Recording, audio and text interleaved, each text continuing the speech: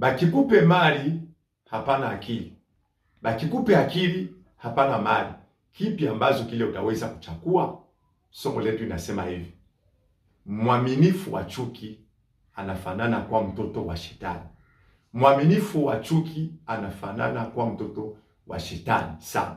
Tutasoma Mwanzo sura yake ya 4 na mstari wa 4 mpaka 6, 9. Pale peko maneno ya Habeli na Kaini. Wote walikuwa waaminifu ndani ya shamba ya bustani. Shamba ya bustani inaitwa ni kanisa ya kwanza ambazo Mungu aliweka pa dunia, na sheria ndani na kila kitu na wakati. Yaani chuki ya Kaini ikakuwa kwa shetani. Yaani chuki ya mwaminifu ndani ya kanisa anakuwa ni shetani kweli, anaharibu. Tuache chuki. Chuki ya neema ya mtu mwingine, chuki ya kila kitu, chuki ya kanisa endelee. Ujua sema unakuwa shetani sana. Tuache. Amina.